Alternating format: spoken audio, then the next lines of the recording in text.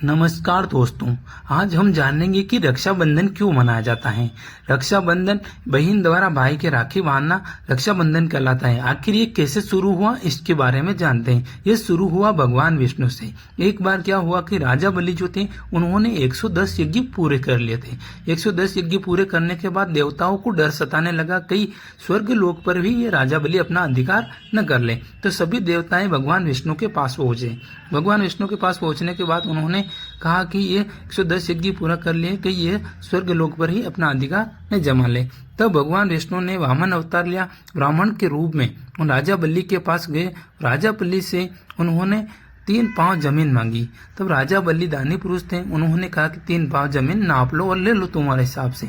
तब उन्होंने भगवान विष्णु ने एक पाँव के अंदर जमीन से आसमान तक को नाप लिया और दूसरे पाँव के अंदर धरती से पाताल लोक को नाप लिया। तब भगवान विष्णु ने कहा कि तीसरा पांव कहाँ रखूं, तो उन्होंने कहा कि मेरे सर के ऊपर रख दो। इसी प्रकार राजा बलि ने अपना पूरा वचन निभाया। जब राजा बलि इसके बाद पांव रखने के बाद रसातल में चले गए, जहाँ पर राक्षस रहते थे। वहाँ का राजा बना दिया गया राजा बलि को।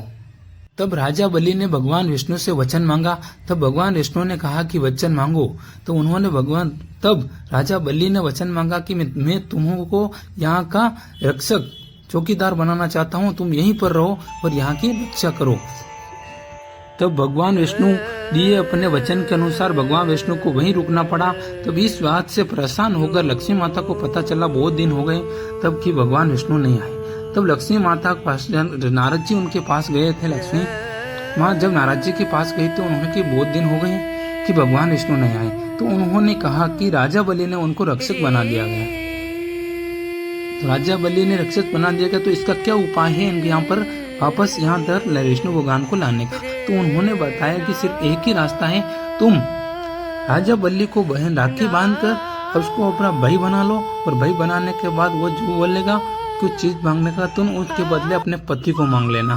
तो उस दिन माता राजा बलि के पास गई और राजा बलि को रक्षाबंधन बांधा। राखी बांधने के बाद उन्होंने अपने पति विष्णु जी को मांगा। उसी दिन के अनुसार ये रक्षाबंधन की परंपरा शुरू हो गई। दूसरा कारण है देवताओं और राक्षसों के बीच में युद्ध हुआ था।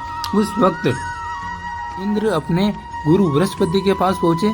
वहां पर इंद्र की पत्नी इंद्राणी भी वहां पर मौजूद थी। तो उन्होंने कहा कि मैं कल एक रक्षा सूत्र तैयार करूंगी, तो उस रक्षा सूत्र में जो ब्राह्मणों से बंधवा लेना। ब्राह्मणों से बंधवाने के बाद अगर तुम्हारी विजय अवश्य होगी। तो इसी कारण भी यहाँ पर उसके बाद देवताओं की वहां पर विजय हुई, तो इसीलिए वहां पर राखी मनाई जाती है।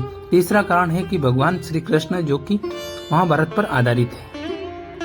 जब महाभारत युद्ध हो रहा था उस वक्त भगवान श्री कृष्ण ने शिशुपाल पर चक्र चलाया। चक्र चलाने के बाद चक्र वापस आया तो उस समय भगवान श्री कृष्ण की उंगली कट गई। तब द्रौपदी ने साड़ी का पल्लू फाड़ा और पल्लू फाड़ने के बाद उन्होंने अंगुली पर बांध दी थी। इसके बाद कृष्ण भगवान ने वचन दिया आजीवन उनकी रक्षा करने का द्रौपदी की।